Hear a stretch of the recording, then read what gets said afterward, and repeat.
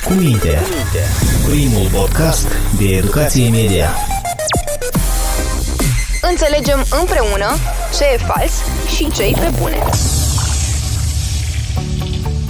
Știi deja că în știri, dar și în alte articole sau produse media, presa trebuie să se conducă de anumite reguli de etică și deontologie. Un jurnalist nu are voie să scrie tot ce crede într-o știre, să acuze, să-și manifeste preferințele. În era social media există norme de care jurnaliștii trebuie să se conducă și atunci când postează ceva pe feed, sunt lucruri pe care o redacție n-ar trebui să le facă pe pagina sa oficială de pe Facebook sau Instagram. Cum procedezi atunci când jurnaliștii pe care îi urmărești pe Facebook sau alte rețea socială te îndeamnă să votezi un anumit candidat sau partid? Astăzi, la podcast Cu minte, ne-am propus să răspundem la aceste întrebări alături de Viorica Budu, cercetătoare în digital media. Bună și mulțumesc că ai acceptat invitația noastră! Salut, Ana! Mă bucur să fiu aici! În 2020, Centrul pentru Jurnalism Independent a desfășurat mai multe cercetări în care a analizat paginile de Facebook a mai multor instituții media, unde a analizat comportamentul acestora pe rețelele de socializare. Nu prea s-au făcut astfel de studii anterior. De ce este necesar să analizăm comportamentul presei pe rețele? Ana, în ultimii ani, cum ai spus și tu, în era digitală, jurnalismul online vine cu rețelele online, vin atât cu oportunități, cât și, să zic eu așa, provocări pentru jurnaliști, pentru că rețelele sociale sunt o sursă utilă și gratuită de știri și informație la care jurnaliștii adesea apelează. Sunt o platformă de manifestare a poziției proprii. Și iată, aici apare o linie foarte blurată. Deci când se încheie activitatea jurnalistică a reporterului sau a, angajatului media și când începe manifestarea opiniei proprii a omului și nu a jurnalistului. Eu cred că aici nu există o linie și e foarte complicat pentru jurnaliști să facă această distincție. Respectiv, vedem pe rețelele sociale conturi ale jurnaliștilor cu notorietate și, aș zice eu, popularitate în rândul internauților, pe care vedem atât poze personale de la anunți cu mătrii, vacanțe, cât și opinii politice gen critică la adresa unui politician, susținere pentru un politician, ceea ce cred eu că multă lume o face poate inconștient, anume din lipsa asta de înțelegere a cum funcționează rețelele sociale, pentru ce ei folosesc rețelele sociale. Și cred că este un subiect care necesită mai multă analiză și reflexie din partea atât a jurnaliștilor, de ce fac ei acest lucru, cât și din partea celor care monitorizează, cercetătorii media, ca să înțelegem cum poate regândim scopul și rolul rețelelor sociale în activitatea jurnalistică. Una dintre monitorizările CJI, despre care spuneam mai devreme, a arătat, de exemplu, că unele redacții au favorizat masiv un partid sau un anumit candidat a acestui partid la alegerile prezidențiale din noiembrie 2020. Aș vrea de aici, de la bun început, să clarificăm acest lucru. Încalcă normele etice, deontologice, un jurnalist atunci când își expune preferințele politice pe pagina sa de Facebook sau Instagram sau TikTok, mai nou? Rețelele sociale sunt doar un instrument de manifestare fără cenzură sau fără a fi filtrat de către un editor. Respectiv, comportamentul tău offline trebuie să corespundă cu comportamentul tău oriunde. Deci, online, mediul online este doar o reflecție a realității noastre, este un fragment din ceea ce suntem noi, nu este paralel, noi suntem conectați, respectiv, ceea ce spui tu pe rețele nu este diferit de cum te percepe lumea în afara rețelelor sociale. Respectiv, eu cred că atât codul deontologic al jurnalistului Republicii Moldova, cât și multe alte coduri deontologice din întreaga lume se bazează pe anumite criterii și anumite valori comune în care ar fi incluse echitatea, credibilitatea jurnalistului, neutralitatea față de anumite subiecte. De aici vine și dreptul, să zic eu, între ghilimele, jurnalistului de a fi monitor al realității și de a fi acel canal prin care lumea vede societatea. Și neutralitatea politică și independența politică este unul dintre cele mai de bază principii, aș zice eu, mai ales în preajma alegerilor. Atunci când omul de rând își manifestă un drept primordial și obligație față de statul în care locuiește. Deci, jurnalistul cred că are rolul primordial a păstra acea credibilitate față de audiența sa, respectiv să zici votează pe cineva, deja este propagandă. Și am mai zis că obligația jurnalistului este să îndemne omul să voteze, să ajute cetățeanul să conștientizeze rolul lor de a vota, rolul de cetățean activ, cetățean care înțelege foarte bine care este situația în țară, cine este un partid politic sau altul, respectiv jurnalistul trebuie să reflecte echidistant și neutru toate partidele politice. Putem spune că este o continuare a jobului și pe rețelele de socializare, atunci când, de exemplu, tu vii de la serviciu, ai luat cina și până la urmă intri pe acea rețetă de socializare ca să te relaxezi sau ca să afli anumite mesaje și vrei să-ți exprimi și tu poziția ta față de ceva anume, da? Și atunci te gândești, tu ca jurnalist, trebuie sau nu să faci acest lucru? Este foarte complicat să zici, m-am trezit dimineața, am un rol, după masă am alt rol, seara am alt rol și lumea să aibă grijă să țină minte în care rol ești tu. Este valabil pentru orice profesie, dar mai ales pentru jurnalist, care se află între dreptul de exprimare pe rețelele de socializare și acel element de responsabilitate publică și responsabilitate față de audiența pe care o are. Este, cred că, de responsabilitatea acelor persoane, acelor jurnaliști, ca să gândească foarte, foarte critic ceea ce postează, mai ales în ajun de alegere. Atâta timp cât postezi o opinie politică și această opinie politică nu neapărat ține de un partid politic sau o personalitate politică. Poate să fie despre o lege sau poate să fie despre un eveniment cu conotație, cu impact politic, care ar putea duce la o schimbare socială. Deseori, deci este o practică în țările de vest ca instituțiile media să elaboreze ghiduri în care jurnaliștii cumva sunt încurajați să nu posteze conținut care ar putea duce la discreditarea instituției. Deci, cumva este încurajat jurnalistul ca să fie foarte, foarte responsabil cu ceea ce gândește. Deci, în mediul online nu există bariere, nu există editori, respectiv niciodată nu știi cum circulă informația. Nu este o conversație între două persoane. Este, de fapt, un mesaj lansat undeva și niciodată nu știi unde ajunge. Probabil acum ne ascultă și jurnaliști mai tineri și viitori jurnaliști. Hai să clarificăm și pentru ei, ca să fie pe înțeles, cu câteva exemple pe care să le oferim, ce ar trebui și ce nu ar trebui să postăm în calitate de jurnaliști. Deci, haideți să luăm, dacă tot suntem în campanie electorală, un mesaj de genul înregistrați-vă pe platformă. Deci un mesaj către diaspora, înregistrați-vă pe platformă, ca să știm care este numărul exact de persoane în diaspora. Cred că este un mesaj pertinent pe care orice jurnalist, eu aș încuraja astfel de mesaje pe paginile de socializare a jurnaliștilor. Un mesaj de genul de critică față de un candidat politic care a lansat un mesaj, cumva indirect dă de înțeles afilierea sau cel puțin preferințele politice ale jurnalistului. Respectiv, aș încuraja ca acest tip de mesaje să fie lăsate cât mai neutre. Deci, distribuirea de știri despre candidați politici cred că este încurajată, dar comentariile de genul ce a făcut X sau Y este greșit, asta este deja o opinie proprie. Eu cred că este atât complicat cât și simplu să-ți pui întrebarea de ce fac eu acest lucru. Concluzia la care am ajuns este că pe online ne comportăm exact ca și atunci când facem știri. Suntem echidistanți, neutri și să nu includem deloc opinia noastră personală ca jurnaliști. Vorbind despre aspectele politice, eu susțin ceea ce ai zis tu mai devreme, doar că mai există altă latură.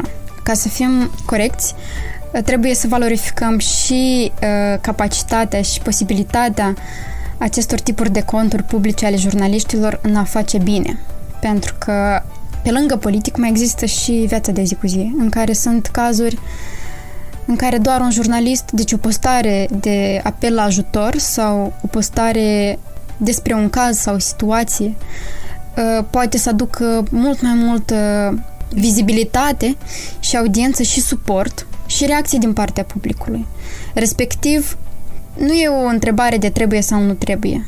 Eu cred că este un aspect de care este scopul pe care mi-l pun eu postând astfel de lucruri și dacă merge în concordanță cu valorile etice și deontologice ale breslei jurnalistice, ale instituției media pe care o reprezint și, nu în ultimul rând, a umanității. Deci, suntem noi oameni buni, facem asta cu intenții bune, că uneori lucrurile se întâmplă chiar din intenții bune și ajung pe online să aibă o întorsătură total neașteptată cu conotație negativă. Aceleași lucruri sunt valabile și pentru instituțiile media?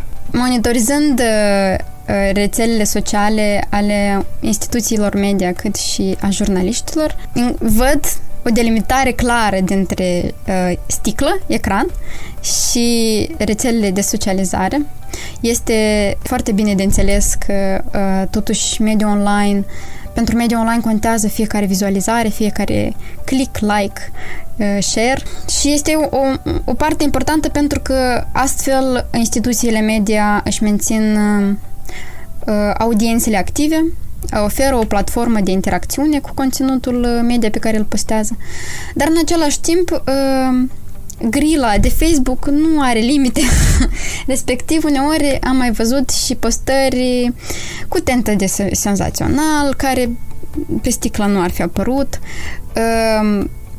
cu titluri mai jucăușe, dar în același timp și tendențioase, respectiv rețelele de socializare sunt un mediu mai liber atât și pentru instituțiile media. Cred eu că există metode și mai creative de încurajare a audiențelor online ca să participe și să fie activi și mă bucur să văd că instituțiile media în ultimii ani au devenit foarte creativi și deschiși pentru a diversifica conținutul online și pentru a crea o comunitate online. Dar în același timp, mai ales în ultimele luni, am văzut niște titluri pe care eu niciodată nu am crezut că acea instituție media le va lansa în mediul online, mai ales acolo unde el circulă foarte rapid. Și primeam screen-uri de la prieteni de-ai mei cu titluri absolut fără sens de la instituții media și ziceau că, uite, îmi pare foarte rău. Îmi pare foarte rău și am gânduri gen să dau un follow la această pagină. Ceea ce cred că este de gândit și cred că ar trebui să fim mult mai atente instituțiile media în cum ele gestionează rețelele de socializare, pentru că uneori lumea nici nu mai are televizoare acasă, dar toată lumea are un telefon și toată lumea urmărește pe Facebook o instituție sau alta de media ca să primească cele știri. Și cred că acum, pentru că până la urmă se dezvoltă gândirea critică la oameni, se investește foarte mult în această parte și multe ONG-uri, instituții încearcă să meargă în această direcție și cred că oamenii au început să gândească și să analizeze, să zică că acest titlu nu este ok. Și atunci instituțiile media trebuie să înțeleagă că o mică greșeală le poate costa un urmăritor sau o persoană care deja nu va mai recomanda instituția ca una integră. În Republica Moldova nu există prevederi care să interzică expres unei redacții să-și expună preferințele politice pe rețelele de socializare. Codul deontologic al jurnalistului din Republica Moldova recomandă însă respectarea regulilor de etică atât în mediul offline cât și în cel online. Totuși, este sau nu suficient această precizare? Este nevoie de ceva mai mult? Este nevoie de ceva mai mult, mult mai mult, pentru că mediul online și jurnalismul online, pe cât de similar, pe atât de diferit este. Pe atât de mult, deci, în primul rând, ar trebui să înțelegem câte oportunități avem pe mediul online și câte provocări sunt pe mediul online, ceea ce, din păcate, mai puțin le conștientizează.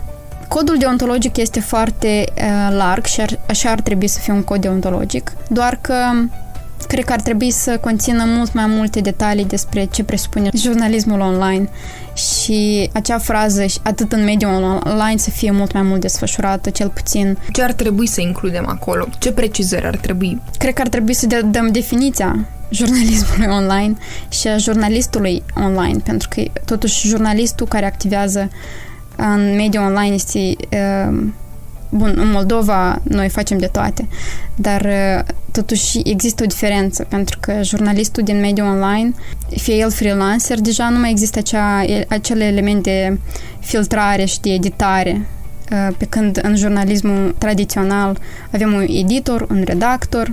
Ar trebui să conțină linii de ghidare ca să susțină și să încurajeze activitatea jurnalistului în mediul online și anume ce facem cu rețelele de socializare, ce facem cu pârghiile de manifestare opinii publice, gen blogurile sau vlogurile mai nou. Dacă un jurnalist este afiliat de o instituție media, care este activitatea lui pe lângă această instituție media sau este o continuitate, eu cred că, deci, o dezvoltare a codului deontologic al jurnalistului Republicii Moldova la capitolul jurnalism online, cred că ar trebui să vină cu specificarea clară că mediul online este o continuitate a jurnalismului tradițional, o continuitate a realității în care noi trăim, deci nu există medii paralele, nu există jurnalismul tradițional sau jurnalismul online. Se lucrează împreună, respectiv acele libertăți care se iau din inițiativă proprie pe rețelele de socializare care ar afecta imaginea publică a instituției media sau a jurnalistului în sine, pentru că nu poți să publici un material pe pagina unei instituții media care zice X și în timpul tău liber să postezi ceva pe rețele care contravine la ce ai zis tu mai devreme. Cred că ar trebui să vină cu acea încurajare ca jurnaliștii să fie integri indiferent de ce mediu și aș zice eu că delimitarea online-offline este inutilă la moment pentru că suntem jurnaliști. Suntem jurnaliști de dimineață, noapte, te trezești la ora 3, tot jurnalist ești, cu responsabilitatea atât în mediul offline cât și mediul online. Consider că pe lângă modificările din codul deontologic al jurnalistului din Republica Moldova este necesar ca și instituțiile media să-și creeze ghiduri interne care să specifice clar, uite, în situația în care vrei să postezi părerea ta pe Facebook, pe pagina ta personală, un ghid care să-l ajute în anumite situații când poate și când nu poate să-și exprime opinia el. Exact. Pornind de la faptul că deseori noi nu conștientizăm acea diferență dintre opinia publică și activitatea personală, pe rețele de socializare eu cred că multe din acele postări care au fost observate cu tentă politică pe paginile de Facebook ale jurnaliștilor poate nici nu au fost intenționate sau conștientizate până la capăt.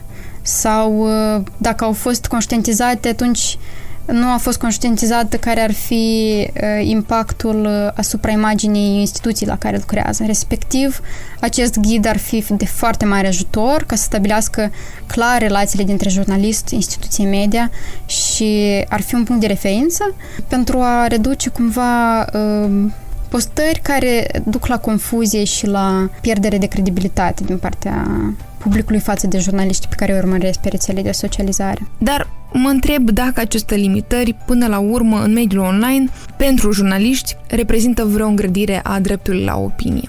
Erau câteva studii făcute pe un eșantion de 1800 de jurnaliști care spuneau că 80% din conținutul pe care îl postează pe rețele de socializare este opinia personală.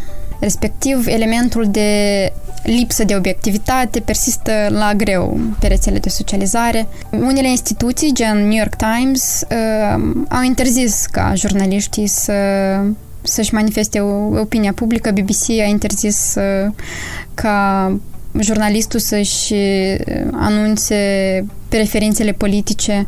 Deci sunt mai multe practici. Și eu cred că jurnaliștii de la BBC sunt foarte conștienți de regulamentele interne și codul lor deontologic, respectiv înțeleg foarte bine care este rolul instrumentelor online de colectare și de manifestare opiniei personale sau publice sau care este rolul rețelelor sociale în transmiterea informației sau circuitului informațional. Jurnaliștii din Republica Moldova mai au de lucrat la conștientizarea rolului rețelelor de socializare în activitatea profesională. și sunt conștientă că noi cumva am apucat pe sărite utilizarea rețelelor sociale în activitate profesională. Cei din vest deja au o cultură organizațională și personală de utilizare a rețelelor sociale și ei vin cu cunoștința asta de ani de zile, chiar de la începutul utilizării platformelor, cumva, deci ei au această cultură. Noi încă o dezvoltăm. Sunt sigură că cei care ne-au ascultat au înțeles clar. Jurnalistul nu trebuie să-și exprime opinia politică sau viziunile politice pe rețele de socializare, fie că este vorba de TikTok, fie că este vorba de Instagram sau Facebook, dar ce ar trebui să încurajăm pe jurnaliști să posteze? Ce pot să posteze? Cum ziceam mai devreme, jurnalistul în mediul online poate să devină influencer, mai ales dacă are audiențe largi, și cred că este de obligația jurnalistului să conștientizeze puterea de a face bine pentru societate și de a contribui la educare, informare și de a utiliza această forță având la bază aceleași principii: credibilitate, echidistanță, obiectivitate, așa cum le are și în mediul jurnalismului tradițional. Viorica, îți mulțumesc foarte mult pentru tot ceea ce ne-ai spus astăzi. Mersi mult! Sunt sigură că ascultătorii podcastului nostru au aflat lucruri noi și utile, mai ales că discuția despre cum se întâmplă anumite lucruri pe social media și cum ar trebui să fie, ce e rău și ce e bine, este abia la început și mai avem un drum lung de parcurs, nu doar în Republica Moldova, în toată lumea, până vom ajunge la un mediu virtual curat, inclusiv și prietenos tuturor. Iar tu, drag ascultător, indiferent de opiniile politice ale jurnaliștilor pe care îi urmărești, filtrează cu mintea trează. Urmărește-ne pe Google Podcast, Apple Podcast și SoundCloud. Cu minte, primul podcast de educație media. Podcastul Cu minte este realizat de Centrul pentru Jurnalism Independent cu sprijinul Ambasadei Finlandiei la București, în cadrul proiectului Instrumente inovatoare de educație media pentru cetățeni bine informați. Cu minte, primul podcast de educație media. Înțelegem împreună ce e fals și ce e pe bune.